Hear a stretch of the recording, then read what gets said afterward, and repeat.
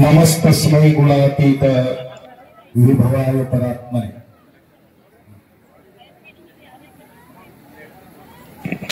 ತ್ರಿಕಾಲ ವಂದನೀಯ ಸ್ಮರಣೀಯ ಪೂಜ್ಯ ಗುರುಗಳನ್ನ ಧ್ಯಾನಿಸಿಕೊಂಡು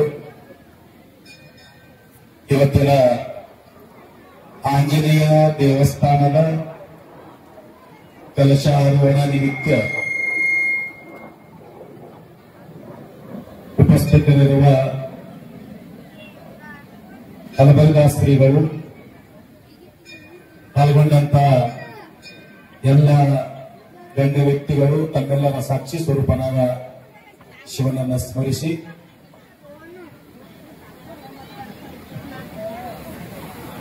ಇಲ್ಲಿಯವರೆಗೆ ಬಹಳ ಸುಂದರವಾಗಿರತಕ್ಕಂಥ ಮಾತನ್ನ ವಿರೂಪಾಕ್ಷರು ನಮಗೆ ತಿಳಿಸಿಕೊಟ್ಟಿದ್ದಾರೆ. ಇಲ್ಲಿ ಇಷ್ಟು ವೈಭವಪೂರಿತವಾಗಿರತಕ್ಕಂಥ ಕಾರ್ಯಕ್ರಮ ಆಗಲಕ್ಕ 20 ವರ್ಷಗಳ ಹಿಂದಿನ ಒಂದು ನೆನಪು ಅವರು ಮಾಡಿಕೊಟ್ಟಿದ್ದಾರೆ. ಇಲ್ಲ ಅಂದ್ರೆ ಇಲ್ಲಿ ಕುರ್ಚಿಗಳು ಕಾಣಿಸ್ತಿಲ್ಲ ಮತ್ತು ನೀವು ಕಾಣಿಸ್ತಿರ್ಲಿಲ್ಲ. ಯಾಕಂತಂದ್ರ ಅನೇಕ ವ್ಯಕ್ತಿಗಳ ದೃಷ್ಟಿ ಈ ಜಾಗದ ಮೇಲೆ ಇತ್ತು ಅನ್ನತಕ್ಕಂಥದ್ದು ಅವರು ತಿಳಿಸಿಕೊಟ್ಟರು. ಅದಕ್ಕೆ ಅವರ ಗಣ್ಯ ವ್ಯಕ್ತಿಗಳ ಯಾರ್ಯಾರ ಹೆಸರು ನನಗೆ ಅಷ್ಟು ಗುರುತಿಲ್ಲ, ಆದ್ರೆ ಎಲ್ಲರೂ ಕೂಡಿ ಈ ಒಂದು ದೊಡ್ಡ ಸೇವೆಯನ್ನ ಸಲ್ಲಿಸಿದಾರ ಅಂತ ತಿಳ್ಕೊಂಡು ಇವತ್ತು ಪ್ರಬಲಶಾಲಿಯಾಗಿರತಕ್ಕಂಥ ನಮ್ಮ ಭಾರತ ಭೂಮಿಯಲ್ಲಿ ಅನೇಕ ಸ್ಥಾನಗಳಲ್ಲಿ ಪ್ರತಿಯೊಂದು ಊರಿನಲ್ಲಿ ಮಹಾದೇವನ ಮಂದಿರಗಳು ಕಡಿಮೆ, ವಿಷ್ಣುವಿನ ಮಂದಿರಗಳು ಕಡಿಮೆ, ರಾಮನ ಮಂದಿರಗಳು ಕೂಡ ಕಡಿಮೆ. ಆದ್ರ ಇದಕ್ಕೆ ಸ್ವಲ್ಪ ಕಡಿಮೆ ಇಲ್ಲ.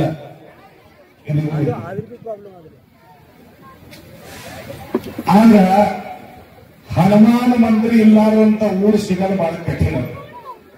ಪ್ರತಿಯೊಂದು ಊರಿನಲ್ಲಿ ಹನುಮಾನ ದೇವಸ್ಥಾನ ನಾವು ನೋಡ್ತೀವಿ. ಅದೇ ರೀತಿಯಾಗಿ ಯಾಕಪ್ಪ ಅಂತ ಒಂದು ಆ ಹನುಮಾನನಿಗೆ ಇಷ್ಟು ಪ್ರೀತಿ ಪೂರ್ವಕವಾಗಿ ಎಲ್ಲಾ ಭಕ್ತಾದಿಗಳು ಸೇವೆ ಸಲ್ಲಿಸ್ತಾರೆ ಅನ್ನೋದು ಇಲ್ಲಿ ವಿಚಾರ ಮಾಡತಕ್ಕಂಥದ್ದು.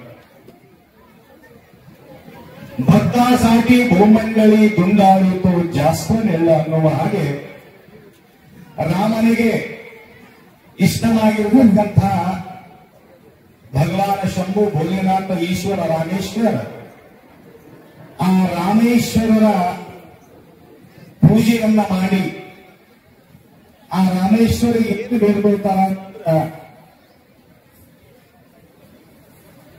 ಸಾಕ್ಷಾತ್ ಭಗವಂತ ಶಂಭು ನೀವೇ ಸ್ವತಃ ಜನ್ಮ ತಾಳಿ ನಮ್ಮ ರಕ್ಷಣೆಯನ್ನ ಮಾಡಬೇಕು ಅನ್ನತಕ್ಕಂಥ ಒಂದು ಪ್ರಾರ್ಥನೆಯನ್ನ ಕೇಳಿಕೊಂಡು ಅದಕ್ಕ ಅಗ್ರವ ರುದ್ರ ಹನುಮಾನ ಅಂತೀವಿ.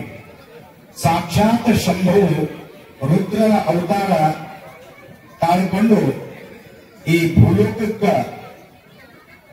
ಹನುಮಾನ ಆಂಜನೇಯ ಆ ರಾಮನ ಹೇಗೆ ಸೇವಾ ಮಾಡ್ದ ಅಂತಂದ್ರ ಅಶನಿ ಶಯನಿ ಗಮನಿ ಭೋಜನಿ ಪ್ರೇಮಿ ಶೂಲ ಪಾಣಿ ಸ್ಮರವಾವು.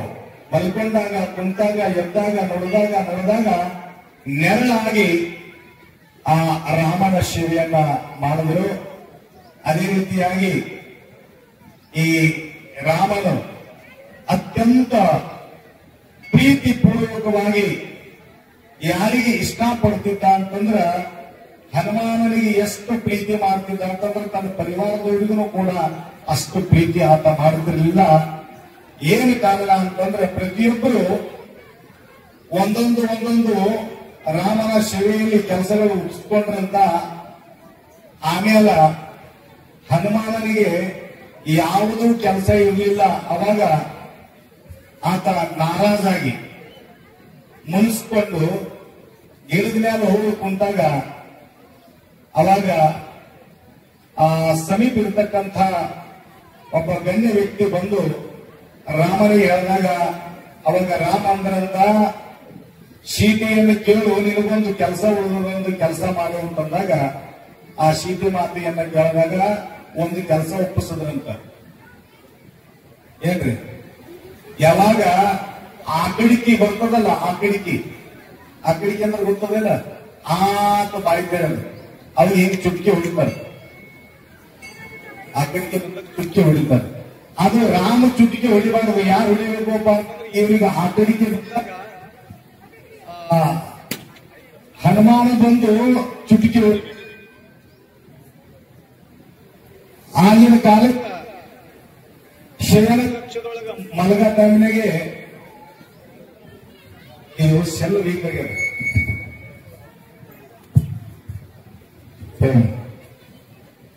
ನೀವು ವೀಕ್ ಆಗಿ ಆ ಕಡೆ ಊಟ ಮಾಡಕ್ ಹೋಗಿರಿ, ಅದು ವೀಕ್ ಆಗಿ ನಮ್ಮ ಬಳಿ ನಡೆಯಲ್ಲ ಹೊಂಟ, ಎರಡು ವೀಕ್ ಆಗ್ಯಾವ. ನೀವು ಸೆಲ್ ಯಾಕಪ್ಪ ಅಂತಂದ್ರ ಇವತ್ತು ಮುಂಜಾನೆ 2 ಅಡಿತ ತಾಸು ನೀವು ರಥದ ಮೇಲೆ ಕುಂದಿರಿಸಿ ನಿಮ್ಮ ಕಿವಿನೂ ಕೇಳಕತ್ತವೂ ಇಲ್ಲ, ನನಗೇನು ಗೊತ್ತಿಲ್ಲ, ನನ್ನ ಕಿವಿ ಇಲ್ಲ ಗಡ್ಜಿ ಬಿದ್ದವ, ಇದು ನನ್ ಕೇಳುತ್ತವೂ ಇಲ್ಲ ಅಂತ ಅನಿಸಿದಪ್ಪ ನಾನು. ಅಷ್ಟು ಆವಾಜ, ಸಣ್ಣ ಸಣ್ಣ ಮಕ್ಕಳು ಬಂದ ವೇಳೆ ಎದುರಿಗೆ ತೊಂದ್ರೆ ಅದ್ರ ಕಿವಿ ಹರಿದು ಹೋಗಂತದ್ದು ಪೊಸಿಷನ್ ಇರ್ತದೆ. ಒಂದಿಬ್ರು ತಾಯಂದಿರು, 2-3 ಜನ ತಾಯಂದಿರು ಚಕ್ಕರ್ ಬಂದು ಬಿದ್ದರು. ಅವ್ರು ಎದ್ದಾರೋ ಇಲ್ಲ ಏನೋ ಗೊತ್ತಿಲ್ಲ ನನಗೆ. ನಾ ಯಾಕೆ ಅಂತ ಕೇಳಿದ್ರೆ ಇವ್ರು ಚಕ್ಕರಿಗೆ ಯಾಕೆ ಬಂತು, ಅದು ಅವಾಜ ತಾಳಾದ ಬಿಟ್ಟು ಇವ್ರು ಚಕ್ಕರ್ ಬಂದದ್ರು ಎಪ್ಪಡಿ ಅಂತಂದ್ರು. ಅವ್ರು ಯಾವಾಗಲೂ ಅಷ್ಟು ಅವಾಜೇ ಕೇಳಿಲ್ಲ ಅಂತ. ಅಂದ್ರ ಅಷ್ಟು ನಿಮ್ಮಲ್ಲಿ ಊರ್ಜಾ ಕುಡಿದು ಕುಡಿದು ಕುಡಿದು ಕುಡಿದು ಕುಡಿದು ಎಲ್ಲ ಪೆಟ್ರೋಲ್ ಖತಮ್ ಮಾಡಿ ಹೋಗ್ಬೇಕಲ್ಲ. ಅದಕ್ಕೆ ನೀವೇನ್ ಮಾಡಿದ್ರೆ ಅರ್ಧ ಜನ ಆ ಕಡೆ ಹೋದವರು ಪ್ರಸಾದ ಕೇಳೋರು ಕೇಳ್ರಿ, ನಾವು ಮಾಡೋರು ಮಾಡ್ತೀವಿ ಅಂತ ತಿಳ್ಕೊಂಡು ಹೋಗ್ಯಾರ ಹೋಗ್ಲಿ. ನಿಮ್ಗೆ ಹೇಳ್ತಾ ಇದ್ದ ಈ ಹನುಮಾನನಿಗೆ ಎಷ್ಟು ಪ್ರೀತಿ, ಆ ರಾಮ ನನ್ನ ಮಂದಿರಗಳು ಇರಲಿ ಅಥವಾ ಬೀಳಲಿ ಆತ, ಆದ್ರೆ ಹನುಮಾನನ ಮಂದಿರಗಳು ಪ್ರತಿಯೊಂದು ಊರಿನಲ್ಲಿ ಇರಬೇಕು ಅನ್ನತಕ್ಕಂಥ ಒಂದು ಸಂಕಲ್ಪ ಆತ ಮಾಡ್ಲಿಕ್ಕೆ ಒಂದೇ ಒಂದು ಕಾರಣ. ಅವಾಗ ಅವರಿಗೆ ಒಂದು ಕೆಲಸ ಒಪ್ಪಿಸಿದ್ರು. ಯಾವಾಗ ಅವರಿಗೆ ಆಕಳಿಕೆ ಬರ್ತದ ಆ ಟೈಮ್ನಾಗ ಚುಟ್ಕಿ ಹೊಡಿಬೇಕು. ಆದ್ರೆ ಮಲಗೇ ಟೈಮ್ನಾಗ ಅವರಿಗೆ ಚುಟ್ಕಿ ಶಯನ ಕಕ್ಷದಲ್ಲಿ ಹನುಮಾನ ಹೆಂಗ್ ಬರ್ತಾನೆ. ಅವಾಗ ಹನುಮಾನ ಬಂದು ಆ ಪಲಂಗ ಬಾಜು ಕುಂತಂತ ಸೀತಾಮಾತಾ ಕೇಳಿದ್ರು, ಇಲ್ಲಿ ಅನ್ನೋದಪ್ಪ ಮಲಗ ಟೈಮ್ನಾಗ ನೀ ಯಾಕೆ ಬಂದು ಕುಂತಿದ್ದಿ? ಏನಿಲ್ಲ, ಅವ್ರಿಗೆ ಯಾವಾಗ ಆ ಕಡೆಗೆ ಬಂದು ನಿದ್ದೆ ಹೋದ್ರು ಅಂತಂದ್ರೆ ಅವಾಗ ನಾವು ಹೋಗ್ತೀನಿ, ಅಲ್ಲಿ ತನ ನಾವು ಹೋಗಂಗಿಲ್ಲ. ಅದೇನು ಹುಚ್ಚು ಮಾತಲ್ಲ, ನೀವು ಹೋಗು, ಯಾವಾಗ ಅವ್ರಿಗೆ ನಿದ್ದೆ ಬರ್ತದ ಅವಾಗ ನಾನು ಕರೆಸ್ತೀನಿ ಹೋಗಂತ. ಅವ್ ಹೋಗಿ ಎದುರಿಗೆ ಗಿಡ ಇತ್ತಿಂತ ಗಿಡದ ಮೇಲೆ ಹೋಗಿ ಕುಂತು ಬಿಟ್ಟಂತ. ಅವಾಗ ರಾಮನಿಗೆ 10:10:10ವರೆಗೆ ನಿದ್ದೆ ಬಂದಾಗ ಅವ ಆಕಳಿಕೆ ಬಂತು. ಆತ ಬಾಯಿ ತರದ ಪರಂತು ಬಾಯಿ ಮುಚ್ಚುಕ್ಕೆ ತಯಾರು ಬೇಡ. ಎಲ್ಲರೂ ಬಂದು ಏನಾಯ್ತು ಏನಾಯ್ತು ಏನಾಯ್ತು, ಯಾರಿಗೆ ನೆನಪಿಲ್ಲ. ಆ ಹನುಮಂತನಿಗೆ ಈ ಕೆಲಸ ಮುಗಿಸಿದ್ದು. ಎಲ್ಲಿವರೆಗೆ ಆತ ಬಂದು ಚುಟ್ಕಿ ಹೊಡೆಗಿಲ್ಲ, ಅಲ್ಲಿ ತನ ಬಾಯಿ ಮುಚ್ಚಕ್ಕೆ ಸಾಧ್ಯನೇ ಇಲ್ಲ. ಅವಾಗ ನೆನಪು ಬಂದು ತಾಯಿಗೆ, ಆ ಹನುಮಂತನಿಗೆ ನಾವು ಹೊರಗೆ ಕಳಿಸಿಬಿಟ್ಟೇನೆ, ಅದಕ್ಕೆ ಈ ರೀತಿ ಗತಿ ಆಗ್ಯದ, ಅವು ಎಲ್ಲೆಲ್ಲ ಹುಡುಕಾಡ್ಕೊಂಡು ಬಲಿ ಅಂತಂದಾಗ ಗಿಡದ ಮೇಲೆ ಹೋಗಿ ಕುಂತಿದಂತ ಕರೆದ್ರಂತ. ಪಾಪ ಜಲ್ದಿ ರಾಮ ಬಾಯಿ ತರ್ಕೊಂಡು ಕುಂತಾನ, ಅಂತೇಳಿ ಬಾಯಿ ತರ್ಕೊಂಡು ಕುಂತಾನ ಬಾ ಅಂತಂದಾಗ ಬಂದು ಅವಾಗ ಚುಟ್ಕಿ ಹೊಡೆದಾಗ ಅವಾಗ ಬಾಯಿ ಮುಚ್ಚದಂತ ರಾಮಂತು. ಅಂದ್ರ ಅಂಥ ಅನನ್ಯವಾಗಿರತಕ್ಕಂಥ ಹನುಮಂತನಿಗೂ ಮತ್ತು ರಾಮನಿಗೂ ಅನನ್ಯವಾಗಿರತಕ್ಕಂಥ ಸಂಬಂಧವನ್ನು ನಾವು ನೋಡ್ತಿರ್ತೀವಿ. ಅದೇ ರೀತಿಯಾಗಿ ಸಣ್ಣ ಸಣ್ಣ ಮಕ್ಕಳು ಕೂಡ ಹನುಮಾನ್ ಚಾಲೀಸ್ ಓದುದೇ. ಭೂತ ಪಿಶಾಚಿ ನಿಕಟನ ಆವೆ, ನಮ್ಮ ಭೂತ ಬಾಧೆಗಳು, ರಾಕ್ಷಸ ಬಾಧೆಗಳು, ಅನಂತ ಅಡಚಣೆಗಳು ಆ ಹನುಮಂತನ ಒಂದು ದರ್ಶನದಿಂದ, ಅವನ ಸ್ಮರಣೆಯಿಂದ ದೂರ ಆಗ್ತದೆ ಅನ್ನತಕ್ಕಂಥದ್ದು ನಾವು ಕೇಳಿದ್ದೀವಿ. ಅದೇ ರೀತಿಯಾಗಿ ಇವಾಗ ಈ ಒಂದು ವಾತಾವರಣದಲ್ಲಿ ಒಂದು ವಿಶೇಷ ಸೂಚನೆ ನಾವು ಕೊಡ್ತಾ ಇರ್ತೀವಿ. ಯಾಕಪ್ಪ ಅಂತಂದ್ರ ಈ ದೇವತೆಗಳ ವೈಭವ ನಾವು ನೋಡ್ತಾ ಇದ್ದೀವಿ, ಆದ್ರ ಒಂದು ವೈಭವ ಮಾತ್ರ ನಾವು ಬಿಡ್ತಾ ಇದ್ದೀವಿ. ಅದು ಯಾವುದು ಅಂತಂದ್ರ ದೇವರ ಒಂದು ಸಂಬಂಧ ಇದು 4ನೇ ಸಂಬಂಧ. ಮೊಟ್ಟ ಮೊದಲನೇ ಸಂಬಂಧ ಯಾವುದಪ್ಪ ಅಂತಂದ್ರ ತಾಯಿಯ ಸಂಬಂಧ ಮೊಟ್ಟ ಮೊದಲನೇದ್ದು ಮಾತೃದೇವೋ ಭವ, 2ನೇದ್ದು ಪಿತೃದೇವೋ ಭವ, 3ನೇದ್ದು ಆಚಾರ್ಯ ದೇವೋ ಭವ ಗುರುಗಳ, ಮತ್ತು 4ನೇದ್ದು ದೇವೋ ಭವ. ಅದಕ್ಕ ಮೊಟ್ಟ ಪ್ರಧಾನವಾಗಿರ್ತಕ್ಕಂತಹ ವಿಚಾರ ನಮಗೆ ಯಾವುದು ಅಂತಂದ್ರೆ ಮೊಟ್ಟ ಮೊದಲು ನಾವು ದೇವರಿಗೆ ನಂಬರಸ್ತೀವಿ. ಅದಕ್ಕ ಎಲ್ಲ ವೈಭವ ನಿರ್ಮಾಣ ಮಾಡ್ತಾ ಇದ್ದೀವಿ. ಆದರೆ ನಮ್ಮ ನಿಜವಾಗಿರ್ತಕ್ಕಂಥ ದೇವತೆ, ಮೊಟ್ಟ ಮೊದಲನೇ ದೇವತೆ ಯಾರು ಅಂತಂದ್ರೆ ನಮ್ಮ ಹಣದ ತಾಯಿ. ಆ ತಾಯಿ ಸೇವೆಯನ್ನ ಮಾಡಿ ಒಂದು ವೇಳೆ ದೇವರ ಕಡೆ ಹೋದಾಗ ಮಾತ್ರ ಆತ ದೇವರ ಆಶೀರ್ವಾದ ಸಿಗಲಿಕ್ಕೆ ಸಾಧ್ಯ ಇಲ್ಲ. ತಾಯಿಗೆ ಬಿಟ್ಟು ಹೋಲಿಲ್ಲ ಅಂದ್ರೆ ದೇವರ ಆಶೀರ್ವಾದ ಸಿಗಲ್ಲ. ಅದಕ್ಕೆ 2ನೇ ಆಶೀರ್ವಾದ ತಂದೆಯದು, 3ನೇ ಆಶೀರ್ವಾದ ಗುರುವಿನದು, 4ನೇ ಆಶೀರ್ವಾದ ಪಡ್ಕೋಬೇಕಾದ್ರ ಆ ದೇವರ ಆಶೀರ್ವಾದ ಪಡ್ಕೋಬೇಕಾದ್ರ ಈ 3 ದೇವತೆಗಳನ್ನ ದಾಟಿ ನಾವು ಹೋಗ್ಬೇಕಾಗ್ತದ. ಅದಕ್ಕ ಇವತ್ತು ಈ 3 ದೇವತೆಗಳನ್ನ ಬಿಟ್ಟು ನಾವು ಡೈರೆಕ್ಟ್ ಆ ಕಲ್ಲಿನ ರೂಪದಲ್ಲಿ ಇರತಕ್ಕಂಥ ದೇವರ ಹತ್ರ ನಾವು ಹೋಗ್ತಾ ಇದ್ದೀವಿ. ಮತ್ತು ಮೊದಲು ಸಜೀವರಾಗಿರತಕ್ಕಂಥ ಚೇತನರಾಗಿರತಕ್ಕಂಥ ದೇವತೆಯನ್ನ ಪೂಜಾ ನಾವು ಮಾಡಬೇಕು. ನಿನ್ನ ಒಂದು ಊರಿಗೆ ಹೋಗಿದ್ದ, ಪ್ರತಿಯೊಂದು ಘಟನಾ ನಾನು ಸತ್ಯ ನೋಡಿ ನಿಮ್ ಎದುರಿಗೆ ಹೇಳ್ತಾ ಇದ್ದೇನೆ. ತಾಯಿ ಕಾಲು ಹಿಡ್ಕೊಂಡು ಅಳ್ತಾ ಇದ್ರು. ಅಮ್ಮ ಕೆಳಗತ್ರಿ ಇಲ್ಲ, ಆ ಸಣ್ಣ ಸಣ್ಣ ಕೂಸಿಗೆ ತಗೊಂಡು ಆ ಡಿಸಿ ಮುಂದೆ ಹೋಗ್ಬೇಡ್ರಿ ನೀವು ಕಿವಿಗಳು ಪಡದ ಹರಿದು ಹೋಗ್ತಾವ, ಬಹಳ ಬರೀಗಿರ್ತಾವ ಪಡದ ಕಿವಿ ಪಡದಗಳು. ಇದಂತ ಗಡ್ಚು ಬಿತ್ತದ ಕಿವಿ ಗುಯ್ ಮಾಡಕತ್ತದ. ಏನಂತಾರ ಅದಕ್ಕ ಡಿಸಿ ನನಗೆ ಕಿವಿ ಬಹಳ ಬಿಸಿ ಮಾಡಿ ಹಾಕ್ಯಾವ. ಏನ್ರಿ ಬಹಳ ಜಾಗೃತಿ ಇರ್ರಿ. ನಾನು ಅಷ್ಟು ದೂರ ರಥದ ಮೇಲೆ ಕುಂತರ್ನು ಕೂಡ ನನ್ನ ಕಿವಿ ಏನ ಗಡ್ಚು ಬಿದ್ದದ ಅಂದ್ಮೇಲೆ ಅದನ್ನ ಎದುರುಗಡೆ ನಿಂತು ನೀವು ಕುಣಿಲಿಕ್ಕತ್ತೀರಿ, ನಿಮಗೆ ಎಷ್ಟಾಗಿರ್ಬೇಕು ತಾಪ ಅಂತ ನಾನು ವಿಚಾರ ಮಾಡಿರ್ತೀನಿ. ಇರ್ಲಿ, ಅದಕ್ಕೆ ಸಾವಧಾನಿ ಇರಿ, ಸಣ್ಣ ಸಣ್ಣ ಮಕ್ಕಳಿಂದ ಸಾವಧಾನಿ ಇರಿ. ಅದಕ್ಕ ಆ ತಾಯಿ ನನ್ನ ಕಾಲು ಹಿಡ್ಕೊಂಡು ಅಳ್ತಾ ಇದ್ರು. ನಾನಂದ ಏನಾಗ್ಯದಮ್ಮ ಏನಾಗ್ಯದ ಅಂತ ಕೇಳ್ದ. ಬಹಳ ಜಾಗದಾಗ ಹೇಳಿ ಕತಿ ಹೇಳ್ರಿ. ಅದಕ್ಕ ಬಹಳ ಗಡಬಡಾಗಿದ್ರಿ ಅಪ್ಪರಿ. ಏನಾಗ್ಯದ, ಈ ನಿಮ್ಮ ಸುತ್ತ ಇರತಕ್ಕಂಥ ಒಂದು 7-8 ಕೇಸುಗಳವ. ಯಾಕಪ್ಪ ಅಂತ ಅವ್ರು ರಿಕಾರ್ಡ್ ಮಾಡಕತ್ತಾರ ಅಂತ ತಿಳ್ಕೊಂಡು ಅವ್ರು ಯಾರದು ಹೆಸರು ತೊಗೊಳಂಗಿಲ್ಲ. ಬದ್ನಾಮಿ ಬಹಳ ದೊಡ್ಡದು ಮಾತು. ಅದಕ್ಕ ಯಾರದು ಬದ್ನಾಮಿ ಆಗ್ಬಾರ್ದು. ಅದಕ್ಕೆ ಒಂದು 7-8 ಹುಡುಗರದು ಈ ಸುತ್ತಮುತ್ತ ನಿಮ್ಗೆ CMC ಕಾಲನಿ ಇರಲ್ಲ, ಕಾಲನಿ ಸುತ್ತಮುತ್ತ ಇರತಕ್ಕಂತ ಒಂದು 8 ಹುಡುಗರ ತಾಯಿದೇರು ನಮ್ಮ ಹತ್ರ ಬಂದು ಗಳ ಕಣ್ಣಿಗೆ ನೀರು ತಂದು ಅಳ್ಕೊಟ್ಟು ಕೂತಿದಾರ. ಯಾಕ ಅಂತಂದ್ರ ನಮ್ಮ ಮಗ ಪೂರ ಸತ್ಯಾನಾಶ ಮಾಡಿ ಹಾಕ್ಯಾನ್ರಿ ಅಂತ. ಏನ್ ಮಾಡಿ ಹಾಕ್ಯಾನ? ಬೀಡಿ ಸೇತೇನೂ ಇಲ್ಲ, ಚಳಿ ಕುಡಿತಾನೇನೋ ಇಲ್ಲ, ಗುಟ್ಕ ತಿಂತಾನೇನೋ ಇಲ್ಲ. ಅದು ಏನು ಕ್ರಿಕೆಟ್ ಆಡಿ ಎಲ್ಲ ಪೂರಾ ಕಳ್ಕೊಂಡ್ ಬಿಟ್ಟಂದ್ರೆ ಏನು ವಿಷಯ ಇಲ್ಲ ಅಂತ ಹೇಳ್ತಾರೆ. ಕ್ರಿಕೆಟ್ ಆಡಬೇಕಾವ್, ಕ್ರಿಕೆಟ್ ಸ್ವತಃ ಆಡೋದಿಲ್ಲ, ಯಾರು ಆಡೋರು ಯಾರು ನೋಡೋರು. ಅದು ಮೊಬೈಲ್ದಾಗ ಕ್ರಿಕೆಟ್ ಮತ್ತೆ ಇನ್ನೊಂದೇನೋ ಅಂದ್ರೆ ನೋಡ್ರಿ, ನಮ್ಗೆ ಗೊತ್ತಿಲ್ಲ.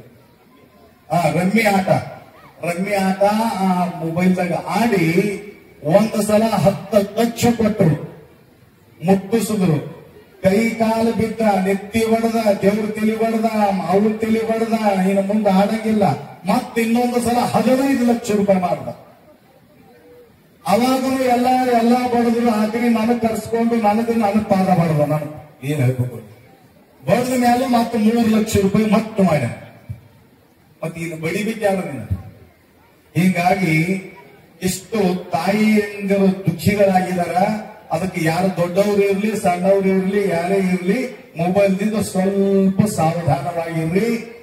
ಅದಕ್ಕ ಆ ತಾಯಿಗೆ ನಾ ಕೇಳಿದ್ರೆ ಯಾಕಮ್ಮ ಯಾಕಲಾಗತ್ತೇನೆ? ಏನಿಲ್ರಿ ಅಪ್ಪರೇ, ನಮ್ಮ ಮನೆಯವರು ರಿಟೈರ್ಮೆಂಟ್ ಆದ್ರು, ಅವ್ರದ್ದು 60 ಲಕ್ಷ ರೂಪಾಯಿ ಬಂದಿದ್ದು, 60 ಲಕ್ಷ ರೂಪಾಯಿ ಅಕೌಂಟ್ ಹಾಕಿದ್ರು. ಆ ಅಕೌಂಟ್ ನಡ್ಸಕ್ ಬರ್ಲಾರ್ದ ಒಟ್ಟಿಗೆ ನಮ್ಮ ಮಗ ಬಹಳ ಕಲ್ತಾನ ಅಂತ ಹೇಳ್ಕೊಂಡು ಆ ಅಕೌಂಟ್ ನಂಬರ, ಮೊಬೈಲು, ಅದು ಏನೇನು ಕಲೆಕ್ಷನ್ ಮಾಡಬೇಕು, ಅದು ಅದೇನಂತಾರ ಮೆಸೇಜ್ ಬರ್ತದಲ್ಲ, ಮೆಸೇಜ್ ಏನಂತ OTP ಆ OTP ನಂಬರ್ ಅದು ಇದು ಎಲ್ಲಾನೇ ಅಕೌಂಟ್ ನಂಬರ್ OTP ನಂಬರ್ ಹೋಗಿ ಬ್ಯಾಂಕ್ ಕಾರ್ಡ್ ಹಾಕ ತೆಗೆದು ATM ಕಾರ್ಡ್ ಎಲ್ಲಾನೇ ಒಪ್ಪಿಸ್ ಬಹಳ ಸಜ್ಜನ ಹುಡುಗ. ಆದ್ರ 60 ಲಕ್ಷ ರೂಪಾಯಿ ಹೋಗ್ಯಾವ ಆಟ ಆಟದಾಗ ಅಪ್ಪಗ ಪತ್ತಾನೆ. ಆಮೇಲೆ 80 ಲಕ್ಷ ರೂಪಾಯಿ ಬಾಕಿ ಮಾಡ್ಯಾನ ಅಪ್ಪಗ ಪತ್ತಾನೇ ಇಲ್ಲ. ಆಮೇಲೆ ಅವ್ರಿಗೆ ಗುರುತಾಯ್ತು. ಆದ್ಮೇಲೆ ಒಂದೇ ಒಂದು ಮಾತ, ಈ ಹ್ಯಾಂಗ್ ಮಾಡಬೇಕು ತಮ್ಮ, ಇದು ಹ್ಯಾಂಗ್ ಮಾಡಬೇಕು ಅಂತ ಇದು ಒಂದೇ ಮಾತಂದ್ರೆ ಒಬ್ಬನೇ ಮಗ ನಮ್ಮ ಅಪ್ಪಗನ ಬಹಳ ಹಾಳು ಮಾಡದ ಅಂತ ತಿಳ್ಕೊಂಡು ಹೊಲ ಮಾರಿ ರೊಕ್ಕ ಕೊಟ್ಟರು. ಅದು ನೌಕರಿ ಇದ್ದಿದ್ದೆಲ್ಲ ರೊಕ್ಕ ಹೋಯ್ತು. ಈಗ ನಮ್ಮ ಅಪ್ಪಗನ ಮೋತಿ ಹ್ಯಾಂಗ್ ತೋರಿಸ್ಲಿ ಅಂತ ಹೇಳ್ಕೊಂಡು ಭಾಷೆ ಹಾಕೊಂಡು ಸತ್ತು ಹೋದ್. ರೊಕ್ಕ ಹೋಗ್ಯದ, ಒಬ್ಬನೇ ಮಗ ಹೊಂದ್ ಹೋದ. ಅದಕ್ಕ ಹೆಚ್ಚಿನ ರೀತಿಯಲ್ಲಿ ಹೇಳದೆ ನಿಮಗೆ ಒಂದೇ ಒಂದು ಸೂಚನೆ ಕೊಡ್ತೀನಿ. ನೀವು ದೇವ್ರು ಮಾಡ್ರಿ, ತಿಂಡ್ರು ಮಾಡ್ರಿ, ತಾಯಿ ಮಾಡ್ರಿ, ತಂದೆ ಮಾಡ್ರಿ, ಬಿಡ್ರಿ. ಆದ್ರ ಮೊಬೈಲ್ ಮಾತ್ರ ಆಟ ಆಡಕ್ ಹೋಗ್ಬೇಡ್ರಿ. ಪೂರ ಬರ್ಬರ್ ಮಾಡಿ ಹಾಕ್ತದ. ಅದಕ್ಕೆ ಬಹಳ ಶಾಂತರಾಗಿ ಅದನ್ನ ಉಪಯೋಗ ಮಾಡತಕ್ಕಂಥದ್ದು ಒಂದು ಕಲೆ ನಮ್ಮಲ್ಲಿ ಇತ್ತು ಅಂತಂದಾಗ ಮಾತ್ರ ನಾವು ಸುಖಿಗಳಾಗಿ ಸಮಾಧಾನದಿಂದ ಬಾಳಿ ಬದುಕಲಿಕ್ಕೆ ಸಾಧ್ಯ ಅದ. ಈ ಕಾರ್ಯಕ್ರಮಕ್ಕ ಅನೇಕ ನೋಡ್ರಿ, ನಾವು ಬರುವಾಗ ಮೆರವಣಿಗೆ ಮಾಡಿ ಬರೋ ಮುಂದ ನಾವೊಂದು ನಿರೀಕ್ಷಣೆ ಮಾಡ್ದ. ಅವಾಗಿನ ಕಾಲಕ್ಕ ಇದು ಹಾಡೋದು ನಮಗ ಏನಿತ್ತು, ಬಂದಿ ಇತ್ತು. ಪನ ಹೆಂಗೆ ಮಂದೂರ್ ಅಂತೇನು ಹಾಡ ಇತ್ತಲ್ಲ, ಅದಕ್ಕೆ ಬಂದಿ ಇತ್ತು. ಈಗ ಖುಲ್ಲಾ ಮೈದಾನದಾಗ ಡಿಜೆ ಹಚ್ಚಿ ಡಿಜೆ ಇಲ್ಲಾರ್ದಾಗ ನಾವು ಕುಣಿಲಿಕ್ಕತ್ತಿದ್ವಿ ಅಂದ್ರೆ ಏಕಮೇವ ಕಾರಣ ನಾವೆಲ್ಲರೂ ಈ ಸಮಯದಾಗ ನಾವೆಲ್ಲರೂ ಒಂದಾಗಿದ್ದೀವಿ. ಇದು ದೊಡ್ಡ ಮಾತು. ನಮ್ಮ ಹಿಂದೂಗಳು ಏಕತೆ ಆಗ್ಯದ. ಭಾರತ ಮಾತಾ ಕಿ ಜೈ ಅಂಬುದನ್ನು ಮುಷ್ಕಿಲ್ ಆಗಿತ್ತು. ಆದ್ರ ಹೆಮ್ಮೆಯಿಂದ ಹೇಳ್ಕೊತಾ ಅಂತ ಇದ್ದೀವಿ, ಭಾರತ್ ಮಾತಾ ಕಿ ಅಂದ್ರೆ ಏನಲ್ಲ ಬೇರೆ, ಭಾರತ್ ಮಾತಾ ಕಿ, ಸನಾತನ ಧರ್ಮ ಕಿ, ಹಿಂದೂ ಧರ್ಮ ಕಿ. ಈಗ ಜೀವ ಹೊಡಿಬೇಕಾದ್ರೆ ಬಾಯಿ ಮೇಲೆ ಹೊಡಿತಿದ್ರಾಗ, ನೀವು ಬಾಯಿ ಮುಚ್ಕೊಂಡು ಗಪ್ಪಾಗಿ ಹೊಡಿಬೇಕಾಗಿತ್ತು. ದೇವ್ರ ಮನೆಗೆ ಅಟ್ಟೆ ಜೀವ ಹೊಡಿತಿದ್ರು, ನೀವು ದೇವ್ರು ಬಿಟ್ಟು ಹೊರಗೆ ಜೀವ ಹೊಡಿತಿದ್ದಿಲ್ಲ. ಆದ್ರೆ ಈಗ ಹೊರಗೆ ಬಂದು ನಾವು ಹೆಮ್ಮೆಯಿಂದ ಹೇಳ್ಕೊಳ್ತಾ ಇದ್ದೀವಿ, ಅಂಜಿಕೆ ಇಲ್ಲಾರ್ದಂಗ ನಾವು ಜೀವ ಹೊಡಿತಾ ಇದ್ದೀವಿ. ಅದಕ್ಕೆ ನಾನು ಹೋಗಿದ್ದ ಪ್ರಯಾಗರಾಜಕ್ಕ, ಅದು ತಾಟದ ಕೈದ 2 ಕೈ ಇತ್ತು, ಮತ್ತೆ ತಾಟ ಕಾಯಿ ಹೋದ್ರು ಅಷ್ಟು ಎಲ್ಲರೂ ಕೂಡಿ ಆ ಮಹಾದೇವನ ಹೆಸರು ತಗೊಂಡು ಜಯಕಾರ ಮಾಡ್ತಿದ್ರು. ಆ ಸಂಗಮ ನಗರದೊಳಗ ನಾನು ತಿಳ್ಕೊಂಡ ಈ ಸಂಗಮ ನಗರ ತ್ರಿವೇಣಿ ಸಂಗಮದಲ್ಲಿ ನಮ್ಮ ಅನೇಕ ಧರ್ಮದವರು ಒಂದಾಗಿ ಸಂಗಮರಾಗಿ ಸೇವೆಯನ್ನ ಸಲ್ಲಿಸ್ತಾ ಇದ್ದಾರೆ. ಉತ್ತರ ಪ್ರದೇಶದಲ್ಲಿ ನಾವು ನೋಡಬಹುದು, ಟಿವಿಯಲ್ಲಿ ನೋಡಿರಿ, ಮೊಬೈಲ್ನಲ್ಲಿ ನೋಡಿರಿ, ಅಂಥ ಒಂದು ಸನ್ನಿವೇಶ ನನ್ನ ಕಣ್ತುಂಬ ನಾನು ನೋಡಿದೆ. ಅಂಥ ಒಂದು ವೈಭವ ಇವತ್ತು ಈ ನಮ್ಮ CMC ಕಾಲನಿಯಲ್ಲಿ ನಮ್ಮ ಅರುಣ್ ಕೌನ್ಸಿಲರ್ ಮೇಲಿನ ಮೇಲೆ ಭೇಟಿ ಆಗ್ತಾ ಇರ್ತದ. ಬಹಳ ದಿವಸದಿಂದ ಅವ್ರದ್ದು ಪರಿಚಯ ಅದ. ನಮ್ಮ ವಿರೂಪಾಕ್ಷ ಗಾದಿಗೆ ಅವ್ರನ್ನು ಕೂಡ ಏನು ಕೆಲಸ ಬಿತ್ತಂದ್ರೆ ಅವ್ರಿಗೆ ನೆನೆಸ್ತೀವಿ, ಇಲ್ಲ ನೆನೆಸಂಗಿಲ್ಲ ನಾವು. ಅದಕ್ಕೆ ಎಲ್ಲಾ ಕಾರ್ಯಕರ್ತರು ಇಲ್ಲಿ ನಿಮ್ಮ CMC ಕಾಲನಿಯಲ್ಲಿ ಇರತಕ್ಕಂಥ ಜನರದ್ದು ಪರಿಚಯ ನನಗಿಲ್ಲ. ಅದರ ನಮ್ಮ ಮೇಲೆ ಇಟ್ಟಿರ್ತಕ್ಕಂಥ ಒಂದು ಭಕ್ತಿ ಭಾವದಿಂದ ಕಲಬರ್ಗ ಶ್ರೀಗಳಿಗೂ ನಾವು ಕರಿತಾ ಇದ್ದೀವಿ.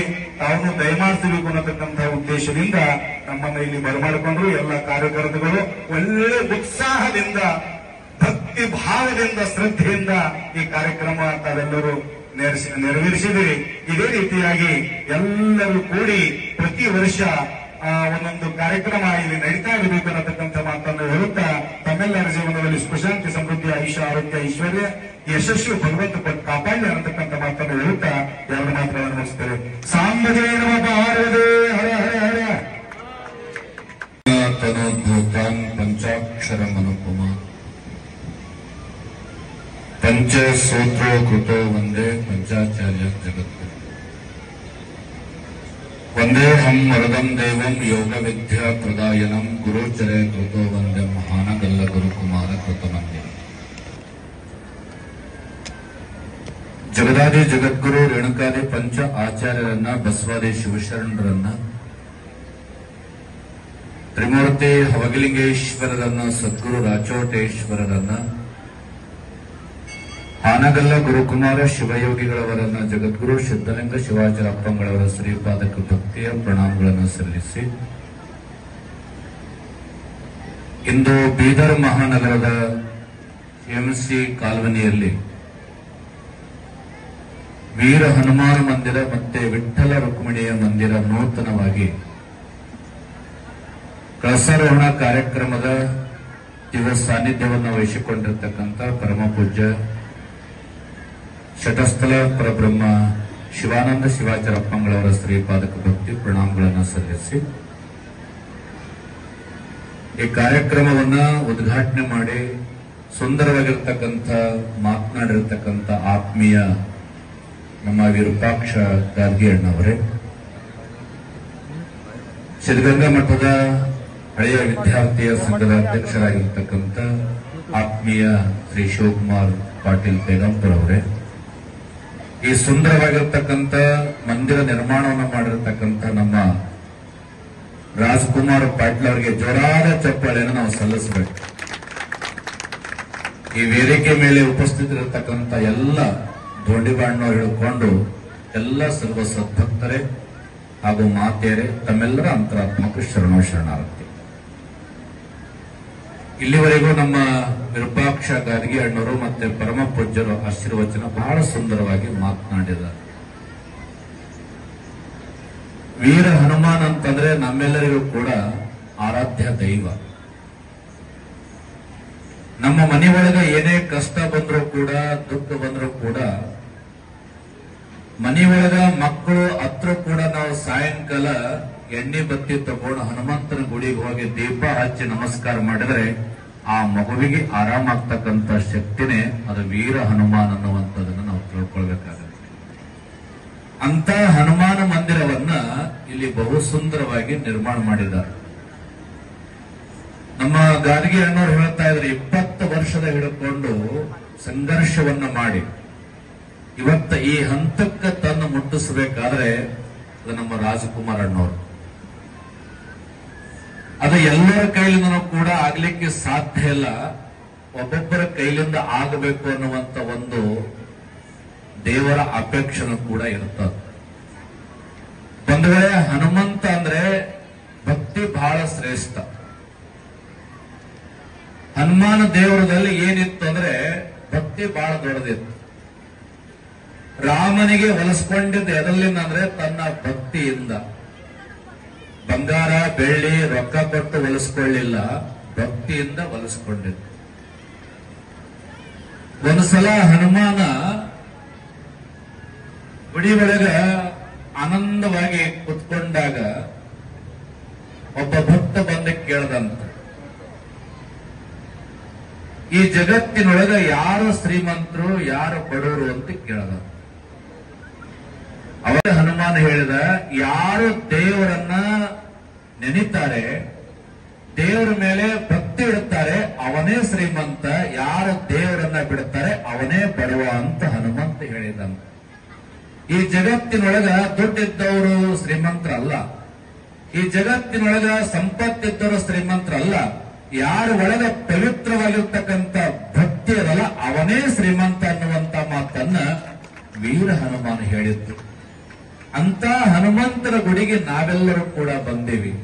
ನಾವೆಲ್ಲ ಭಕ್ತಿಯಿಂದ ಅವನಿಗೆ ನಮಸ್ಕಾರ ಮಾಡ್ತಾ ಇದ್ದೀವಿ. ನೀವು ಯಾವ ದೇವರ ಗುಡಿಗೆ ಹೋದ್ರೂ ಕೂಡ ನಿಮ್ಮಲ್ಲಿ ಏನು ಬೇಕಾದ್ರೆ ಭಕ್ತಿ ಬೇಕು. ಭಕ್ತಿ ಬಹಳ ಶ್ರೇಷ್ಠ ಅದ.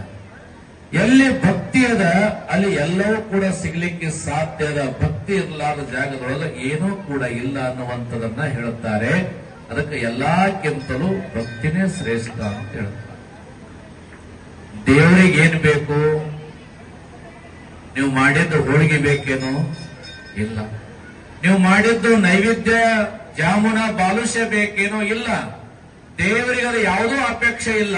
ನಿಮ್ಮೊಳಗಿರ್ತಕ್ಕಂಥ ಪವಿತ್ರವಾಗಿರುವಂತ ಭಕ್ತಿ ಕೊಟ್ಟರು ಸಾಕು, ಅವನಿಗೆ ಹೊಟ್ಟೆ ತುಂಬಿ ಬಿಡುತ್ತದೆ. ಅದಕ್ಕೆ ಮರಾಠಿ ಒಳಗೆ ಹೇಳ್ತಾರೆ, ದೇವ ಭಾವೇಚ ಭೋಗೆ. ದೇವರಿಗೆ ನಿಮ್ಮ ಹೋಳಿಗೆ ಬೇಡ, ನೀವು ಮಾಡಿರುವಂತ ಜಾಮೂನು ಬೇಡ, ನೀವು ಮಾಡಿರ್ತಕ್ಕಂಥದ್ದು ಪಂಚಪಕ್ವನ ಬೇಡ, ನಿಮ್ಮ ಪವಿತ್ರವಾಗಿರುವಂತ ಭಕ್ತಿ ಇದ್ರೆ ಸಾಕು.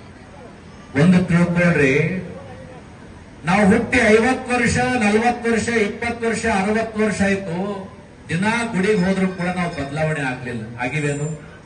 ಸುಮ್ಮ ತಲೆ ಹೊಡೆದು ಬರೋದು ಅಟ್ಟೆ ಕರೆ ಅದು. ಒಂದು ಹಳ್ಳು ಒಂದು ತೆಂಗಿನಕಾಯಿ ಒಂದು ಸಕ್ರೆ ಗುಡಿಯಾಗ ಹೋಗಿ ಬಂದ್ರೆ ಪ್ರಸಾದ ಆಗ್ತದೆ. ಹೋಗುವಾಗ ಕೈಯಾಗ ತಕೊಂಡು ಹೋಗುವಾಗ ಹಳ್ಳ ತೆಂಗು ಸಕ್ರೆ ತಕೊಂಡು ಹೋಗುವಾಗ ನಿಮಗೆ ಕೇಳ್ತಾರ, ಈ ಹಳ್ಳ ತೆಂಗು ಮತ್ತು ಸಕ್ರೆ ಯಾರ್ದಂದ್ರ ಅವ ನಂದು ಅಂತ. ಇದ್ರೊಳಗೆ ಏನದಾವ ಅಂದ್ರೆ ತೆಂಗು ಹಳ್ಳದವಂತ. ಅದೇ ಗುಡಿಯಾಗ ಹೋಗಿ ಹೊರಗೆ ಬರುವಾಗ ಮತ್ತೆ ಕೇಳಿದ್ರಂತಾನೆ, ಇದ್ರೊಳಗೆ ಏನದಂದ್ರೆ ಪ್ರಸಾದದ ಅಂತ ಹೇಳ್ತಾನೆ. ಹೋಗುವಾಗ ನಂದು ತೆಂಗು ಅಂದ, ಹೋಗುವಾಗ ನಂದು ಹಳ್ಳ ಅಂದ, ಹೋಗುವಾಗ ನನ್ನ ಸಕ್ರೆ ಅಂದ. ಗುಡಿಯಾಗ ಹೋಗಿ ಹೊರಗೆ ಬರುವಾಗ ಇದು ದೇವರ ಪ್ರಸಾದ ಅಂದ. ಅದು ಪ್ರಸಾದ ಯಾವಾಗಾಯ್ತು? ಯಾವ ವಸ್ತುವಿನ ಮೇಲೆ ನಾ ಅನ್ನುವಂತ ಶಬ್ದ ಹೋಗ್ತದೆ, ಅದು ಅವಾಗ ಪ್ರಸಾದ ಆಗ್ತದೆ. ಮತ್ತೆ ನಾವು ಗುಡಿಗೆ ಹೋದ್ರೆ ನಾ ಅಂಬೋದು ಬಿಡ್ಲಿಲ್ಲಲ್ಲ. 50 ವರ್ಷ ಆದ್ರೂ ಗುಡಿಗೆ ಹೋದಿವಿ, ಎಲ್ಲಾ ದೇವ್ರ ಗುಡಿಗೆ ಹೋಗಿ ತಲೆ ಹೊಡಿತೀವಿ, ಮತ್ತೆ ನಾ ಅನ್ನುವಂಥದ್ದು ಬಿಡ್ತಾ ಇಲ್ಲಲ್ಲ. ಎಲ್ಲಿವರೆಗೂ ನಾ ಅನ್ನೋದು ಬಿಡೋದಿಲ್ಲ, ಅಲ್ಲಿವರೆಗೂ ನಾವು ಭಕ್ತರಾಗಲಿಕ್ಕೆ ಸಾಧ್ಯ ಇಲ್ಲ. ಹನುಮಾನ ಭಕ್ತ ಯಾವಾಗಾದ್ರೆ ನಾ ಇಲ್ಲ, ಎಲ್ಲವೂ ರಾಮ ಅಂದಾಗ ಹನುಮಂತ ಭಕ್ತನಾದ. ಅದು ನಿಜವಾಗಿರ್ತಕ್ಕಂಥ ಜೀವನ, ಇದು ನಿಜವಾಗಿರ್ತಕ್ಕಂಥ ಜೀವನ. ಅದಕ್ಕೆ ನಾನಾ ಅಂದು ಪಾಪಿಯಾಗೋದಕ್ಕಿಂತ, ನಾನಾ ಅಂದು ದೋಷ ಪಡ್ಕೊಳ್ಳೋದಕ್ಕಿಂತ ಎಲ್ಲವೂ ನಿಂದು ಅನ್ನುವುದರೊಳಗೆ ಬಹಳ ಸುಖ ಅದಂತ. ಎಲ್ಲವೂ ನಿಂದು. ಅದಕ್ಕೆ ಹೇಳ್ತಾರೆ ಶರಣರು, ಮಾಡಿದೆನೆಂಬುದು ಮನದಲ್ಲಿ ಹೊಳೆದರೆ ಏಡಿಸಿ ಕಾಡಿತ್ತು ಶಿವನ ಡೊಂಗುರವ.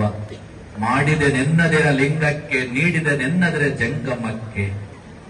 ಯಾರ್ದು ಮಾಡಿರಿ? ಬರುವಾಗ ಏನಾರ ತಂದಿರೇನು? ಬರುವಾಗ ಬತ್ತಲೆ, ಹೋಗುವಾಗ ಬತ್ತಲೆ, ನಡು ಬರೀ ಕತ್ತಲೆ.